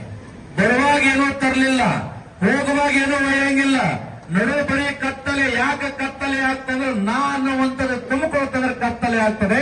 ನಾ ಅನ್ನುವಂಥದ್ದು ದೂರ ಹೋದಾಗ ಗುರುಗಳ ಆಶೀರ್ವಚನ ಕೇಳಿದ್ರೆ ಅದೇ ಬೆಳದಿಂಗಳದ ಜೀವನ, ಅದೇ ನಿಜವಾಗಿರ್ತಕ್ಕಂಥ ಭಕ್ತನ ಲಕ್ಷಣ. ನೀವು ಬಾವಿಗೆ ಹೋಗಿ ನೀರು ತರಕ್ ಹೋದಾಗ ಮ್ಯಾಲ ಹಾಸ್ ಅಂತ ಇರ್ತದ. ಬಾವಿ ನೀರಿನ ಮೇಲೆ ಹಾಸ್ ಅಂತ ಬರ್ತದ. ಎಲ್ಲಿ ನೀರಿರ್ತದ ಮ್ಯಾಲ ಏನ್ ಕಾಣ್ತದ? ಹಾಸ್ ಕಾಣ್ತದ. ನಾವು ನೀರ್ ತರಕ್ ಹೋದ್ರೆ ಪೌರ್ಗಿ ತಗೊಂಡು ಒಂದು 3-4 ಪೌರ್ಗಿ ಹೊಡೆದ್ರೆ ಹಾಸ್ ಎಲ್ಲಿ ಹೋಗ್ತದ? ಬಾಜಿಗೆ ಸರ್ವ್ ಹೋಗ್ತದ. ನಮ್ಗೇನ್ ಕಾಣ್ತದ? ನೀರು ಕಾಣ್ತಾವ. ಯಾವಾಗ ಹಾಸು ಬಾಜಿಗೆ ಹೋಗ್ತದ, ನೀರ್ ಹೆಂಗ ತುಂಬಿಕೊಂಡು ಬರ್ತೀವಲ್ಲ, ಅದಕ್ಕೆ ನಾ ಅನ್ನುವಂತ ಹಾಸು ಅದು ಹೋಗ್ಬೇಕಾದ್ರೆ ಗುರುವಿನ ಸಾನ್ನಿಧ್ಯವೊಳಗೆ ಬಂದು 4 ಮಾತು ಕೇಳಿದ್ರೆ ಸಾಕು, ನಾ ಅನ್ನುವಂತ ಹಾಸು ಹೋಗ್ತದೆ. ಅವಾಗ ದೇವರು ಅನ್ನುವಂತ ಭಕ್ತಿ ನಮ್ಮಲ್ಲಿ ಮೂಡ್ತದೆ. ಇದು ನಿಜವಾಗಿರ್ತಕ್ಕಂಥ ಜೀವನ. ಹನುಮಾನ ರಾಮ ರಾಮೇಶ್ವರದೊಳಗ ಸೇತುವೆ ನಿರ್ಮಾಣ ಮಾಡಕತ್ತಿದ್ರಂತ ಲಂಕೆ ಹೋಗುವ. ಹನುಮಾನ ಮತ್ತೆ ವಾನರ ಸೇನೆಗಳೆಲ್ಲ ಕಲ್ಲುಗಳು ಬೀಳುತ್ತಿದ್ರಂತ ಸೇತುವೆ ನಿರ್ಮಾಣ ಮಾಡಬೇಕಾದಾಗ. ಅವು ಕಲ್ಲೆಲ್ಲ ಬೇಟಿದ್ದು ತೇಲ್ತಿದ್ದು ಅಂತ. ಹನುಮಂತ ಮತ್ತು ವಾನರ ಸೇನೆಗಳೆಲ್ಲ ಕಲ್ಲು ಬೇಟಿದ್ದು ತೇಲ್ತಿದ್ದು ಅಂತ. ರಾಮ ಕುತ್ಕೊಂಡಿದ್ದ ಆರಾಮ. ರಾಮ ಕುತ್ಕೊಂಡಾಗ ಎಲ್ಲರೂ ಬೇಟಾಕತ್ತಾರೆ ಕಲ್ಲು, ನಾನು ಒಂದು ಬೀಟಬೇಕಂತ. ರಾಮ ಬಂದು ನೀರಾಗ ಕಲ್ಲು ಬೀಟಿದಾಗ ಅದು ಮುಳುಗಿ ಬಿಡುತ್ತಂತ. ಎಲ್ಲರೂ ಕಲ್ಲು ತೇಲಿದು, ರಾಮ ಬೀಟಿದ ಕಲ್ಲು ಮುಳುಗಿ ಬಿಡುತ್ತು. ರಾಮಂದ ಹನುಮಂತನಿಗೆ ಇದೇನು ವಿಚಿತ್ರ, ನೀವು ಕಲ್ಲು ಬೀಟಿದ ತೇಲಾಕತ್ತೇವ ನೀರಿನ ಮೇಲೆ, ನಾ ಕಲ್ಲು ಬೀಟಿದ ಮುಳುಗಾಕತ್ತೇವ ಅಂದಾಗ ಹನುಮಂತ ಹೇಳದಂತ, ನೀ ಕೈ ಬಿಟ್ಟರೆ ನಾವು ಮುಳುಗಲಾರ್ದೆ ಇರ್ತೀವನು, ನೀ ಕೈ ಬಿಡಕ್ ಹೋಗ್ಬೇಡ ಅಂತ ಹೇಳಿಬಿಟ್ಟಂತ ಹನುಮಂತ ರಾಮನಿಗೆ. ಅದಕ್ಕೆ ದೇವರ ಕೈ ಬಿಟ್ಟರೆ ನಾವು ಯಾರು ಇರ್ಲಿಕ್ಕೆ ಸಾಧ್ಯ ಇಲ್ಲ. ಅದಕ್ಕೆ ಬದುಕಿನೊಳಗ ಒಂದು ದೇವರು ಒಂದು ಗುರು ಇವೆರಡು ನಮ್ಮ ಹಿಂದಿರಬೇಕಲ್ಲ. ಯಾರೋ ದೇವರನ್ನ ಮರಿಬಾರದು, ಯಾರೋ ಗುರುವಿನನ್ನ ಮರಿಬಾರದು. ಯಾರು ದೇವರನ್ನ ಮರೀತಾರೆ, ಯಾರು ಗುರುವಿನನ್ನ ಮರೀತಾರೆ, ಅವನು ಬಾಳೆ ಅಂಧಕಾರದೊಳಗೆ ಇರುತ್ತದೆ ಅನ್ನುವಂತ ಮಾತನ್ನ ಶಾಸ್ತ್ರ ಉಪದೇಶ ಮಾಡುತ್ತದೆ. ಅಂತ ಜೀವನವನ್ನ ನಾವು ಅಳವಡಿಸಿಕೊಳ್ಬೇಕಾಗ್ತದೆ. ಅದಕ್ಕೆ ಹೇಳುತ್ತಾರೆ, ಜಿಸ್ಕಾ ಜೀವನ್ ಮೇ ಗುರು ನಹಿ ಹೇ ಉಸ್ಕಾ ಜೀವನ್ ಅಭಿ ಶುರು ನಹಿ ಹೇ. ಎಂಥ ಮಾತು ಹೇಳ್ತಾನೆ ಕಬೀರದಾಸ್. ಯಾರ ಜೀವನದೊಳಗೆ ಗುರು ಇಲ್ಲ, ಅವನ ಜೀವನ ಶುರುವಾಗಲಿಕ್ಕೆ ಸಾಧ್ಯ ಇಲ್ಲ. ಮೊದಲು ಗುರುವಿನ ಪಾದಕ್ಕೆ ಹೋಗಿ ನಮಸ್ಕಾರ ಮಾಡು. ಯಾಕೆ ಗುರುವಿನ ಪಾದಕ್ಕೆ ಹೋಗ್ಬೇಕು? ಮೊದಲ ದೇವರು ಇವನೇ ಅದನ್ನಂತ ತೋರಿಸಿಕೊಡೋರು ಯಾರು? ಗುರು. ದೇವರು ಇವನೇ ಅದನ್ನಂತ ತೋರಿಸಿಕೊಡೋರು ಗುರು. ಅದಕ್ಕೆ ಮೊದಲು ಗುರುವಿನ ತಲೆಗೆ ಹೋಗು. ತಂದೆ ಇವನೇ ಅದನ್ನಂತ ತೋರಿಸ್ಕೊಡೋರು ಯಾರು? ತಂದೆ ಇವನೇ ಹಣ ಅಂತ ತೋರಿಸ್ಕೊಡೋರು ಯಾರು? ಮಗುವಿಗೆ ತಾಯಿ. ತಾಯಿ ಯಾರಿಗೆ ತಂದೆ ಅಂತ ಕರೀತಾಳೆ, ಮಗು ಅವರಿಗೆ ತಂದೆ ಅಂತ ಕರೀತದೆ. ಹಂಗ ದೇವರಂತ ಕರಿಬೇಕಾದ್ರೆ ಮೊದಲು ಗುರು ತೋರಿಸಬೇಕು, ಆಮೇಲೆ ಭಕ್ತನಿಗೆ ಗೊತ್ತಾಗ್ತದೆ. ಇದು ನಿಜವಾಗಿರ್ತಕ್ಕಂಥ ಬದುಕಿನ ಸೂತ್ರ. ಅದು ಎಲ್ಲ ಬಿಟ್ಟು ಅಹಂಕಾರದಿಂದ ನಾಡು ನನ್ನದು ಅನ್ನುವಂಥದನ್ನ ಬರ್ತಾಗ ನಮ್ಮ ಜೀವನ ಯಶಸ್ವಿಯಾಗಲಿಕ್ಕೆ ಪಾಪಿಸುತ್ತದೆ. ಅದಕ್ಕೆ ಹೇಳ್ತಾರೆ, ಮೈ ಹೂ ಜನ್ಮ ಕಾ ಪಾಪಿ ಶಿಕಾರಿ ಅಪ್ನೇ ಕರ್ಮ ಸೆ ಬನಾ ಭಿಕಾರಿ. ಮೈನೆ ಪ್ರಭು ಶಿ ಮಾಂಗಿತಿ ರೊಟ್ಟಿ ಬಂದ್ ಪತ್ತರ ಮಿಲದೆ. ದೇವರಿಗೆ ನೀವು ಗುಡಿಯಾಗ ಹೋಗಿ ಏನು ಕೇಳ್ಕೊಂಡ್ರು ಬಿ ಅವ ಕೊಟ್ಟರು ನಿಮ್ಗೆ ದಕ್ಕಂಗಿಲ್ಲ. ಯಾಕ? ನಾ ಅನ್ನುವಂತ ಅಹಂಕಾರ ಪಾಪ ತುಂಬಿಕೊಳ್ಳುತ್ತದೆ. ಆ ದೇವರು ಕೊಟ್ಟರು ನಾವು ದೊರಕಲಿಕ್ಕೆ ಸಾಧ್ಯ ಇಲ್ಲ. ಇದು ಜೀವನ ಅಲ್ಲ. ಅದಕ್ಕೆ ದೇವರ ಗುಡಿಗೆ ಬಂದವರು ಒಂದಿಷ್ಟು ದಾನ ಧರ್ಮ ಪೂಜೆ ನೇಮ ನಾವು ಮಾಡಿದಾಗ ಮಾತ್ರ ನಮ್ಮ ಜೀವನ ಯಶಸ್ವಿ ಆಗ್ಲಿಕ್ಕೆ ಸಾಧ್ಯ ಅದ. ಇರ್ಲಿಲ್ಲ ಅಂದ್ರೆ ಸಾಧ್ಯ ಇಲ್ಲ. ಒಂದು ಲಾಸ್ಟ್ ಮಾತು ಹೇಳಿ ಮುಗಿಸ್ಬಿಡ್ತೀನಿ. ಯಾಕಂದ್ರೆ ಬಿಸಿಲು ಬಹಳ ಅದ. ನೀವು ಬಿಸಿಲಾಗ ಕುಂತೀರಿ, ನಾವು ಒಂದಿಟ್ಟು ಡಬಲ್ ಹೊಡೆದ್ರೆ ಟೆಂಟ್, ಅದು ನಮ್ಗೆ ಪುಣ್ಯ ಅಂತ ನನಗೆ ಅನಿಸ್ತದ. ಪಾಪ ನಿಮಗೆಲ್ಲ ಬ್ಯಾಳ ಬಿಸಿಲಿನ ಸ್ವಲ್ಪ ಆವರಿಸ್ಕೊಳ್ತದ. ಒಬ್ಬ ಮನಿ ಮೇಲೆ ಒಂದು ಬೋರ್ಡ್ ಹಾಕಿದಂತ. ಏನ್ ಬೋರ್ಡ್ ಹಾಕಿದಂದ್ರ, ನಾ ಮುತ್ತನ್ ಹಿಡ್ಕೊಂಡು ದಾನ ಮಾಡಿಲ್ಲ, ಮೊಮ್ಮಕ್ಕಳು ತಮ ಹಾಕಿದಂತ. ಮುತ್ತನ್ ಹಿಡ್ಕೊಂಡು ದಾನ ಮಾಡಿಲ್ಲ, ಮೊಮ್ಮಕ್ಕಳು ತನ ದಾನ ಮಾಡಂಗಿಲ್ಲ ಅಂತ ಬೋರ್ಡ್ ಹಾಕಿದಂತ. ಬಸವಣ್ಣನವರು ಕಲ್ಯಾಣ ನಾಡಿನೊಳಗ ಬೋರ್ಡ್ ಹಾಕಿದ್ರಂತೇನಂತ, ಕೈ ಮುಗಿದು ಒಳಗೆ ಬನ್ನಿ, ನಿಮಗೆ ಸದಾ ಕಾಲ ಪ್ರಸಾದ ಆಶೀರ್ವಾದ ಇದೆ ಅಂತ ಬೋರ್ಡ್ ಹಾಕಿದ್ರಂತ ಬಸವಣ್ಣನವರು. ಶರಣದ ಸತ್ತ ಬೋರ್ಡ್ ಹಾಕಿದ್ರಂತ, ದಾಸೋಗಿದೆ ಬನ್ನಿ ಅಂತ. ಆದ್ರೆ ಇವ ಮನಿ ಮೇಲೆ ಏನು ಬೋರ್ಡ್ ಹಾಕ್ಯಾನ, ನಾ ಮುತ್ತನ್ ಹಿಡ್ಕೊಂಡು ದಾನ ಮಾಡಿಲ್ಲ, ಮೊಮ್ಮಕ್ಕಳು ತನ ಮಾಡಾಗಿಲ್ಲ ಅಂತ ಬೋರ್ಡ್ ಹಾಕಿದಂತ. ಮತ್ ನಾವು ಗುಡಿಯಾಗ ಪ್ರಸಾದ ಇತ್ತಂದ್ರೆ ಎಡಳ ಗಂಗಾಳ ಹೊಡೆದು ಹೋಗ್ತೀವಿ. ಈಗ ನೋಡ್ರಿ, ಅಪ್ಪರ ಪ್ರವಚನ ಮಾಡಕ್ ಹತ್ತಾರ ಅಂತ ಶುರು ಆದ್ರೆ ಬಿ ಅಲ್ಲಿ ಒಬ್ರು ಮೈಕಿನಾಗ ಹೋದ್ರೆ ಪ್ರಸಾದ ಶುರು ಆಗ್ಯದ, ಅರ್ಧ ಕುರ್ಚಿ ಖಾಲಿ ಅದು. ಹೊಟ್ಟಿಗೆ ಯಾವಾಗ ಬಿ ಸಿಗ್ತದ, ನತ್ತಿಗೆ ಸಿಗಂಗಿಲ್ಲ. ಹೊಟ್ಟಿ ಎಟ್ಟವ ಮನುಷ್ಯರಿಗೆ? ಹೊಟ್ಟಿ ಎಷ್ಟದವ್ರಿ? ಒಂದದನ ಎರಡದವ? ಒಂದೇ ಅದ. ಅದು ಒಂದೇ ತುಂಬ್ತೇವ, ಒಂದೇ ಗೊತ್ತದ ನಿನಗೆ, ಎರಡನೇದು ಗೊತ್ತಿಲ್ಲ. ಹೊಟ್ಟಿ ಎರಡದ. ಒಂದು ಅನ್ನದ ಹೊಟ್ಟಿ, ಇನ್ನೊಂದು ಜ್ಞಾನದ ಹೊಟ್ಟಿ. ಅನ್ನದ ಹೊಟ್ಟಿ ಇಲ್ಲಿದ್ರ ಇದು ತೆಲಿಗೆ ಜ್ಞಾನದ ಹೊಟ್ಟಿ ಅಂತ ಕರೀತಾರೆ. ಎಲ್ಲಿ ಜ್ಞಾನದ ಅಮೃತ ಪ್ರಸಾದ ಸಿಕ್ತಿತ್ತಂದ್ರ ಈ ಹೊಟ್ಟಿ ಚಿಂತೆ ಮಾಡಬಾರ್ದು, ಅದು ಪೂರ್ಣ ಕೇಳಿ ಹೋಗಬೇಕು. ಇದು ಭಕ್ತನ ಲಕ್ಷಣ ಅಂತ ಹೇಳುತ್ತಾರೆ. ಹಂಗ ಮನೆ ಮೇಲೆ ಬೋರ್ಡ್ ಹಾಕಿದ್ರ ಅವರು. ನಿಮ್ ಮನೆಗೆ ಬಂದವರಿಗೆ ನೀವು ದಾನ ಮಾಡ್ತಾರ ಬಿಡ್ತಾರ, ಅವ ಅಂತೂ ಬೋರ್ಡ್ ಹಾಕಿದ್ದ. ಯಾರ ಅವನ ಮನೆಗೆ ದಾನಕ್ಕೆ ಬರ್ತಾರ ಬೈದು ಕಳಿಸ್ತಿದ್ದ, ಹೊಡೆದು ಕಳಿಸ್ತಿದ್ದ. ಅವಾಗ ಒಂದು ದಿವಸ ಇದು ಪರಮಾತ್ಮ ನೋಡಿ ಸಾಕಾಗಿ ಸ್ವತಃ ಪರಮಾತ್ಮನೇ ಒಬ್ಬ ಭಿಕ್ಷಕನ ರೂಪದೊಳಗೆ ಅವರ ಮನೆಗೆ ಬಂದ. ಭಿಕ್ಷಾ ಕೇಳದ, ಭವತಿ ಭಿಕ್ಷಾ ಅಂದೆ. ಅವ ಹೊಲಕ್ ಹೋಗಿದ್ದ ಯಜಮಾನ, ಮನ್ಯಾಗ ಹೆಂಡತಿ ಒಂದಿಟ್ಟು ಅಡಿಗೆ ಮಾಡ್ಬೇಕಂತ ಬ್ಯಾಳಿ ತಗೊಂಡಿದಳು. ಬ್ಯಾಳಿ ಹಾಕಬೇಕನ್ನಟ್ರೊಳಗೆ ಇವ ಭಿಕ್ಷಾ ಕೇಳದ. ಈಕಿ ಹೊರಗೆ ಬಂದು ಕೇಳ್ತಾಳ, ಯಾರ ನೀ? ನಾವು ಊಟ ಮಾಡಾಕ ಹಸು ಆಗ್ಯಾವ, ಭಿಕ್ಷಾ ಬೇಡಾಕ್ ಬಂದೇನಿ. ಮ್ಯಾಲ ಬೋರ್ಡ್ ನೋಡಿದಿಲ್ಲ, ನಾ ಮುತ್ತನ್ ಹಿಡ್ಕೊಂಡು ದಾನ ಮಾಡಿಲ್ಲ ಈ ಮನೆ ತಂದಾಗ. ಇನ್ನು ಮೊಮ್ಮಕ್ಕಳು ತನವಿ ಮಾಡಂಗಿಲ್ಲ, ಮೊದಲು ಜಾಗ ಅವ ಅಂದ, ನೀ ಹೆಂಗ ದಾನ ಮಾಡಂಗಿಲ್ಲ ಅನ್ನಕತ್ತಲ್ಲ, ಇವತ್ತು ನಿನ್ನ ಮನ್ಯಾಗ ಉಂಡೆ ಹೋಯ್ತೀನಿ ಅಂದವ. ಅಕ್ಕಿ ಅದ್ರ ನಾ ಅಡಿಗೆ ಮಾಡಿದ್ರೆ ಉಂಟಲ್ಲ, ಇಲ್ಲ ನೀ ಎಲ್ಲಿನ ಉಂತಿ. ಅಕ್ಕಿ ಬ್ಯಾಳಿ ಹಾಕೋರು ಒಯ್ದು ಡೆಬ್ಬೆ ಹಾಕಿದ್ರು, ಬ್ಯಾಳಿ ಹಾಕ್ಲಿಲ್ಲ. ಅವನ್ ಎದುರೇ ಕುಂತಳು, ಅವ ಆ ಕಡೆ ಕುಂತ. ಯಜಮಾನ ಬಂದ, ಮಧ್ಯಾಹ್ನ 2 ಗಂಟೆಗೆ ಅಡಿಗೆ ಆಗಿಲ್ಲ. ಇಲ್ಲ, ಅವ ಭಿಕ್ಷಕ ಬಂದನ, ಅದಕ್ಕೆ ಅಡಿಗೆ ಮಾಡಿಲ್ಲ. ಅವ್ ಹೋದ್ಮೇಲೆ ಮಾಡ್ಬೇಕಂತ ಕುಂತೀನಿ ಅಂದ್ರೆ ಇವನು ಒಂದು ಕರೆನೇರ ಸುಮ್ ಕುಂದ್ರ, ಅವ ಯಾವಾಗ ಹೋಯ್ತಾನ ಅವಾಗ ಮಾಡೋಣ. ಅವ ಅಂದ ನಾ ಉಂಡೆ ಹೋಗವಿದ್ದೀನಿ ಅಂದವ. ಗಂಡ ಹೆಂಡತಿ ಈ ಕಡೆ ಕುಂತು ಕಟ್ಟಿ ಮೇಲೆ ಅವ ಕಡೆದ್ರ ಕುಂತು. ಸಂಜೆ 6 ಆಯ್ತು, ಅವ ಹೇಳಕ ತಯಾರಿಲ್ಲ. ಅವನಿಗೆ ಹಸು ತಾಳ್ತಾವ, ಇವ್ರಿಗೆ ತಾಳ್ತಾವ, ಇಬ್ರಿಗೆ ಗಂಡ ಹೆಂಡತಿಗೆ. ಇದು ಗಂಡನ ಹೊಟ್ಟೆ ಕಲಿಬರಿಕೆ ಶುರು ಆಯ್ತು. ಹೆಂಡತಿ ಕಿವ್ಯಾಗ ಅಂತಾನ, ಹೋಗ್ ಒಂದ್ ಇಟ್ಟು ಏನಾರ ಮಾಡ್ಬೋ, ಒಳಗೆ ಹಿಂದಿನ ಹಿತ್ತಲ್ ಭಾಗದಿಂದ ಹೋಗು, ಸ್ವಾಮಿ ಗೊತ್ತಾಗಬಾರ್ದು, ಪಾಣಿ ಕೊಡಬೇಡ, ಮೂಗಿಗೆ ವಾಸನೆ ಬರಬಾರ್ದು ಅಂತದ್ ಏನಾರ ಮಾಡಬ. ಹೆಂಡತಿ ಹಿಂದಿನ ಭಾಗದಿಂದ ಮನಿ ಒಳಗೆ ಹೋಗಿ ಅವಲಕ್ಕಿ ತಗೊಂಡು ಮೊಸರು ಕಲಸಿ ಒಳಗೆ ಖಾರ ಉಪ್ಪು ಹಾಕಿ ಕಲಸಿಟ್ಟು ಮುಚ್ಚಿ ಮತ್ ಹಂಗೆ ಬಂದ ಗಂಡಗ ರೆಡಿ ಆಗ್ಯಾದ. ಆಯ್ತು ಸ್ವಾಮಿ ಎದ್ದು ಹೋಯ್ತಿಗೆ 8 ಆಯ್ತು, ಎದ್ದು ಹೋಗವಲ್ಲವ. 9 ಆಯ್ತು, ಹಂಗ ಕುಂತ. ನೀವ್ 2 ಒಂದೇಟು ಗಾಡಿ ಟೇಕ ಹೊಡೆದು ಕುಂತಾವ. ಗಂಡ ಹೆಂಡತಿ ಅಲ್ಲೇ ನಿದ್ದೆ ಹತ್ಯ. ಯಾರಿಗೆ? ಗಂಡ ಹೆಂಡತಿಗೆ ನಿದ್ದೆ ಹತ್ಯ. ಇವ ಭಿಕ್ಷಕಂದ ಸಿಗ್ತಲ್ಲ ಸಿಗೋದಿಲ್ಲ ಚಾನ್ಸ್ ಅಂದ. ಎದುರಿನ ಕೊಂಡಿ ತೆಗೆದು ಒಳಗೆ ಹೋದ. ಬೊಗಣಿ ಮುಚ್ಚಿದಿತ್ತು ನೋಡ್ದ. ಅವಲಕ್ಕಿ, ಮೊಸರು, ಖಾರ, ಉಪ್ಪು ಕಲಸಿದಿದ್ದು ಶಿಸ್ತು ಹೊಡೆದು ನೀರು ಕೊಂಡ ಆನಂದವಾಗಿ. ಇಟ್ಟರೆ ಇರಬೇಕು ಪುಣ್ಯಾತ್ಮ, ಇಟ್ಟಿಲ್ಲ ಎಲ್ಲ ತಿಂದ. ಬಳಕೊಂಡ ತಿಂದ ಹಂಗೆ ಬರ್ಲಿಲ್ಲ. ಒಳಗ ಎಮ್ಮಿ ಹಂಡಿ ತುಂಬಿಟ್ಟು ಮ್ಯಾಲ ಒಂದು ಪಾತ್ರೆ ಮುಚ್ಚಿಟ್ಟು ಇವ ಬಂದ ಅವ್ರ ಮಕ್ಕಳು ಕಟ್ಟಿ ಮೇಲೆ ಮಕ್ಕೊಂಡು ಗುರ್ಕಿ ಹೊಡ್ಯಾಕ ಶುರು ಮಾಡ್ದ. ಇವನ್ ಗುರ್ಕಿಯಾಗಿ ಈಗ ಎರಡು ಇದ್ದ ಗಂಡ ಹೆಂಡತಿ. ಇವಾಗ ಗಂಡಂದ ಸ್ವಾಮಿ ಭಿಕ್ಷಕ್ ಮಕ್ಕೊಂಡ್ 7 ಬೇಗಿ ಒಳಗೆ ಹೋಗಿ ತಿಂಬರ್. ಒಳಗೆ 2 ಹೋದು. ಒಳಗಿನ ಕೊಂಡಿ ಹಾಕೊಂಡು ಸ್ವಾಮಿ ಬಂದ್ಗಿಂದ ಭಿಕ್ಷಕ್ ಬಂದ ಒಳಗೆ ಹೋಗಿ ಬೊಗಣಿ ಮುಂದಿಡ್ತಾವ. ಹಾಕೊಳ್ಳೋದು ಕುಂದ್ರತ್ತೆ, ಈ ಕಡೆ ಕುಂದ್ರ. ದೀಪ ಹಚ್ಚಬೇಕ, ಲೈಟ್ ಇಲ್ಲ, ಲೈಟ್ ಹಾಕಬೇಡ, ದೀಪ ಹಚ್ಚಬೇಡ. ಯಾಕ ಕತ್ತಲ್ದಾಗ ತಿನ್ಬೇಕು. ಅವ ಬಂದು ಕಿಟಕಿಗೆ ನೋಡಿ ಹೆಂಗ್ ಮಾಡ್ತೀವಿ. ಸುಮ್ ಕುಂದ್ರ. ಬೊಗಣಿ ಮುಂದಿಟ್ಕೊಂಡು ಸುಮ್ ತಂತಾರ ತಿನ್ಬೇಕಿಲ್ಲ. ಲಗ್ನದಾಗ ನೆನಪಾಯ್ತು, ನೀ ನನಗ್ ತಿನ್ಸು, ನಾನು ನಿನಗೆ ತಿನ್ನಿಸ್ತೀನಿ.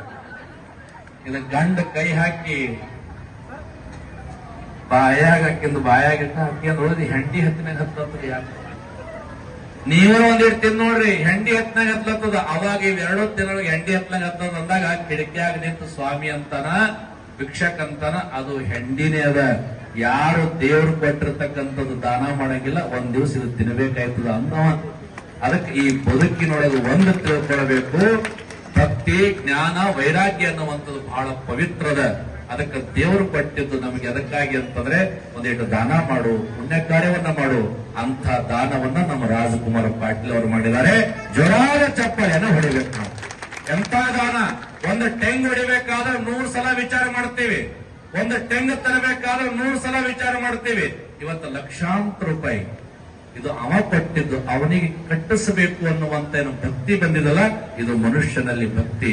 ಇಂಥ ಭಕ್ತಿ ನಮ್ಮೆಲ್ಲರ ಬಲ್ಲಿ ಬಂತು ಅಂದ್ರೆ ನಿಜವಾಗಿರ್ತಕ್ಕಂಥ ಭಕ್ತರು ಆಗ್ತೀವಿ ಅನ್ನುವಂತ ಮಾತನ್ನು ಹೇಳುತ್ತಾ ಈ ಕಾರ್ಯಕ್ರಮದಲ್ಲಿ ನಿಜವೂ ಕೂಡ ಬಹಳ ಸಂತೋಷ ಆಯ್ತು.